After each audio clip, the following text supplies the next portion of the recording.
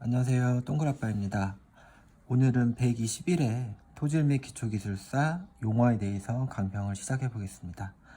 우선 121회 시험 보신 모두 응시자분들께 정말 수고하셨다라는 말씀과 그리고 모든 분들의 합격을 진심으로 기원드리겠습니다. 자, 문제별 강평에 앞서 전체적인 문제를 한번 읽어보고 어떤 유형인지 대략적으로 한번 구분을 해보겠습니다. 1번 붕괴 포텐셜. 요 문제는 약간의 원리가 있고요. 왁구의 문제입니다. 그리고 2번 틸트 시험. 요거는 시험 유형이고 그 다음에 왁구가 포함된다라고 보겠습니다. 자, 3번 문제 함수 특성 곡선. 요거는 약간의 원리가 있는 문제이죠. 자, 그리고 4번 앵커의 진행성 파괴. 요거는 이제 원리라고도 할 수 있겠고 아니면 뭐 현상에 관한 이런 문제라고도 할 수 있겠습니다. 5번 분산성 점토. 요거는 뭐 용어에 관한 문제죠. 6번 조립토와 세립토의 공학적 특성. 요거는 뭐 용어의 문제이기도 하고요. 그리고 원리의 문제이기도 합니다. 7번 회복 탄성 계수 그리고 동탄성 계수. 요거는 이제 어떻게 보면 시험에 관한 문제이기도 하고요.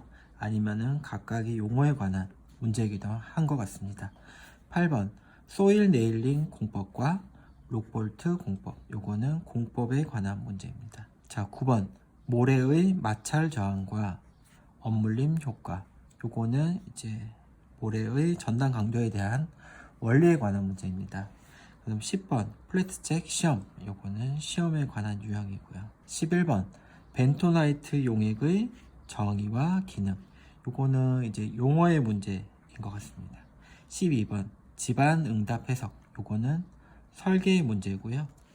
13번 활성 단층. 요거는 어떤 현상에 관한 문제이기도 합니다. 그래서 제가 13문제에 대해서 분류를 해봤는데 이 중에 이제 원리를 다루는 문제들, 붕괴 포텐셜이라든지 함수 특성 곡선, 그 다음에 진행성 파괴, 혹은 모래의 전단 강도 관련 이런 문제가 원리를 다루는 문제가 몇 가지 있지만은 사실 원리가 아주 깊거나 이론을 포함한 원리는 아니었어요. 그래서 원리의 문제가 몇 문제 포진되어 있고 시험 유형과 그 다음에 용어 유형 그리고 설계가 전반적으로 나온 제가 봤을 때는 문제가 상당히 괜찮았다 라는 평을 해봅니다. 그리고 난이도는 제가 봤을 때 중 또는 중상이 아니었나 생각이 듭니다. 자, 그러면은 각각의 문제에 대해서 강평을 시작해 보도록 하겠습니다. 1번 문제 붕괴 포텐셜이라는 문제가 나왔고요. 이 문제는 최근 3년 이내에도 나왔던 아주 출제 빈도가 높은 문제입니다. 그래서 붕괴 포텐셜 하면은 붕괴성 흙과 관련되고요. 요 문제가 나오면은 이 로그피 곡선에 의한 CP 값을 구하고 요 CP 값에 따라 붕괴 조짐이 있냐 없냐를 판단을 하고 여기에 따라서 이제 붕괴성 흙의 특징이라든지 혹은 뭐 설계 시공시 유의사항 이런 식으로 흐름을 가져가시면 되겠습니다. 자, 2번 틸트 시험. 시험 유형 같은 경우는 웬만하면은 시험 방법에 대해서 조금 언급을 하라라고 말씀을 드렸는데요. 시험 방법에 대해서 쓰지 않고 설계 시공시 유의사항, 시험시 유의사항 그런 식으로만 쓰면은 답안이 한쪽으로 치우친 느낌을 많이 받는다 그럴까요? 그래서 요 틸트 시험에 나왔을 때는 틸트 시험에 관한 이런 그림을 하나 그려주시고 요 경사각 알파가 그리고 요 경사각 알파가 이제 불연속면의 전단 강도 파이와 같다.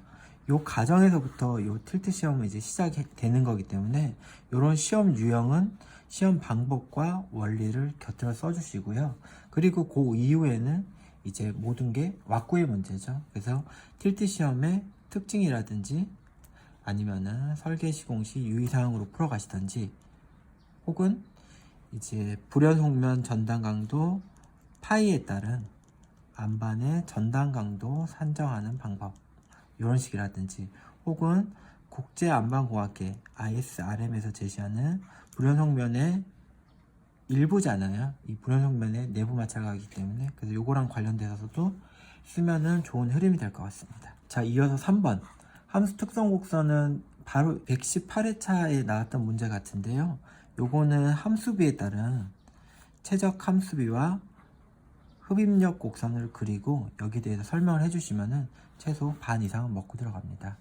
그래서 함수 특성 곡선과 이제 불파토의 전단 강도 관계, 그리고 함수 특성 곡선을 구하기 위한 시험,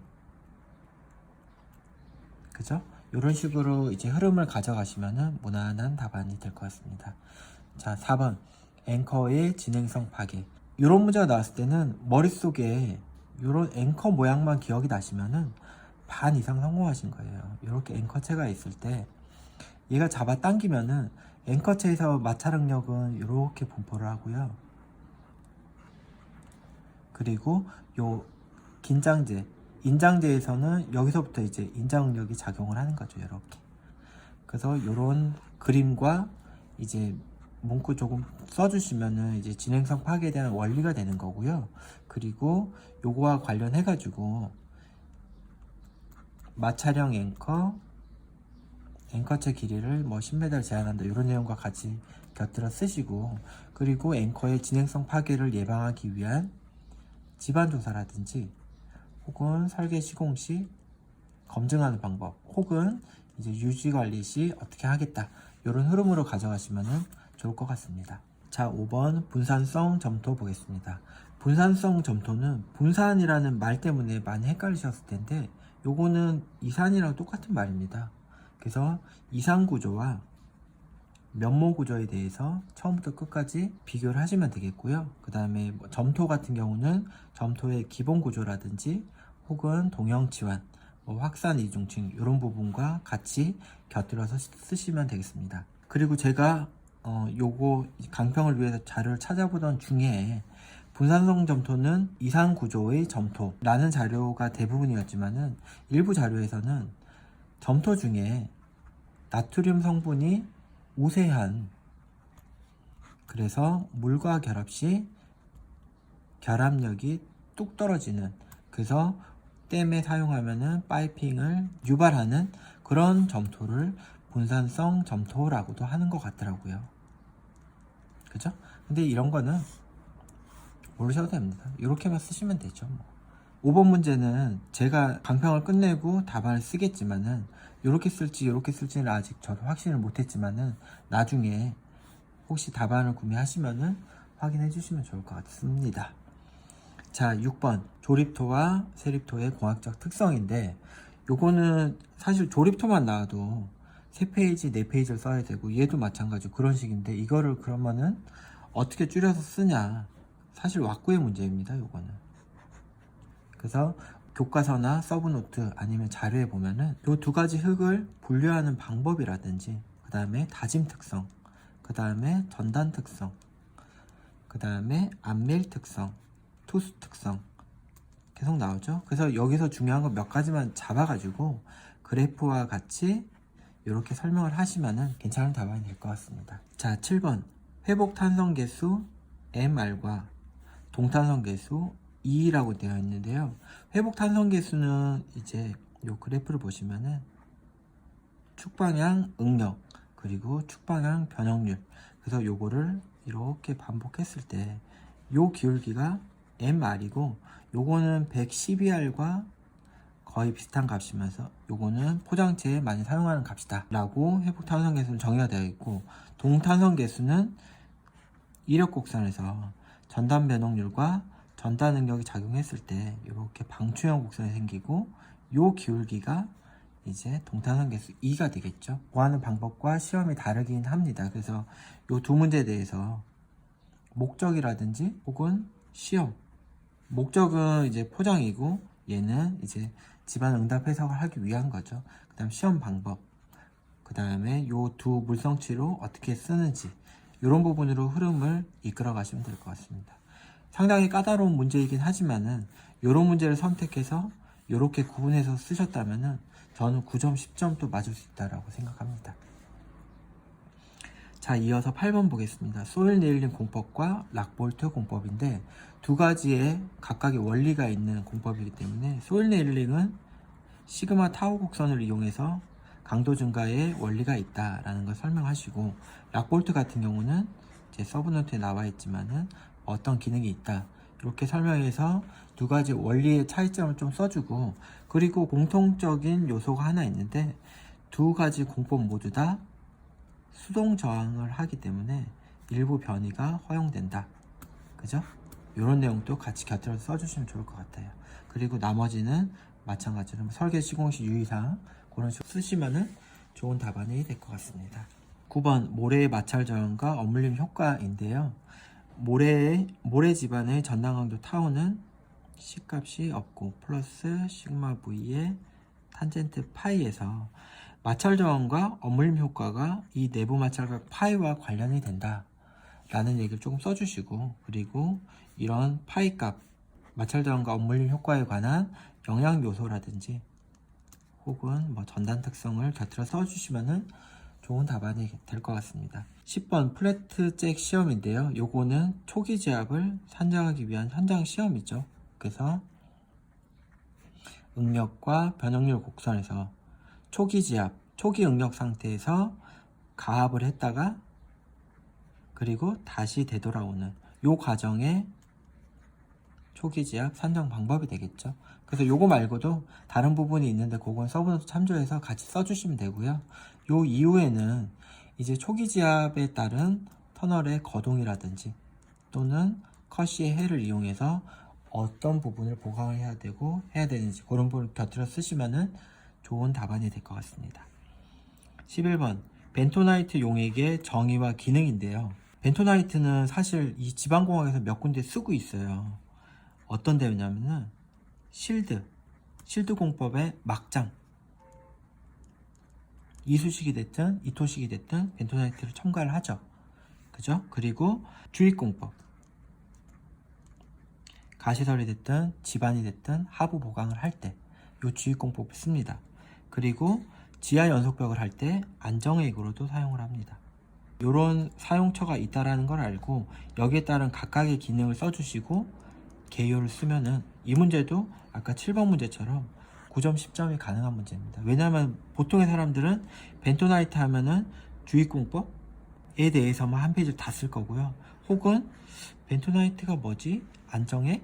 그러면 안정액에 대해서 한 페이지 다 쓸 거예요. 근데 조금만 생각을 유연하게 하시면은요, 시험장 가서 실드의 막장, 주입, 안정액 이 정도만 생각을 해도 남들과의 차별화가 되는 거예요. 그래서 공부는 얕게 하시되 유연하게 하시는 게 시험장 가서도 훨씬 유리하다, 그 말씀을 드리고 싶습니다. 자, 12번 지반 응답 해석인데요. 요거는 동적 해석을 하는 일련의 과정을 말하는 거고요. 이제 얘는 설계 응답에 의해서 가속도를 구하고 요걸로 동적 해석을 하기 위한 거죠. 그래서 지반 응답 해석을 하기 위해서는 지층별 전단파 속도라든지 혹은 주상도가 나와야 되겠죠. 그래서 이런 관련 값들로 이렇게 응답 해석을 해서 동적 해석을 한다, 이런 흐름으로 답안을 써주시면 되겠습니다. 그리고 노트에도 나와 있지만은 요 동적 해석과 진도법과 비교한다면은 참 좋은 답안이 될 것 같습니다. 자, 13번 활성 단층인데요. 활성 단층은 이제 최근에 일어났거나 혹은 일어날 가능성이 있는 단층을 말합니다. 그래서 우리나라에 어디가 있고 지금 어디가 문제다라는 현상에 대해서 조금 썰을 풀어준 다음에 뭐 단층과 전리를 비교한다든지 혹은 단층을 찾기 위한 물리 탐사 방법이라든지, 그리고 이런 단층이 나왔을 때 이제 사면이라든지 뭐 터널, 이런 설계 시공시 유의사항이라든지 이런 부분들과 곁들여 쓰시면은 좋은 답안이 될 것 같습니다. 자, 오늘은 용어 121의 용어에 대해서 잠깐 강평을 상당히 간단하게 해드렸어요. 왜냐하면 거의 모든 내용이 서브노트에 있고 일반적이기 때문에. 그래서 요런 제가 드린 요런 힌트들을 가지고 본인들만의 왁구를 만들고 준비를 하시면은 이번 회차는 안 되더라도 다음 회차는 분명히 될 것 같습니다.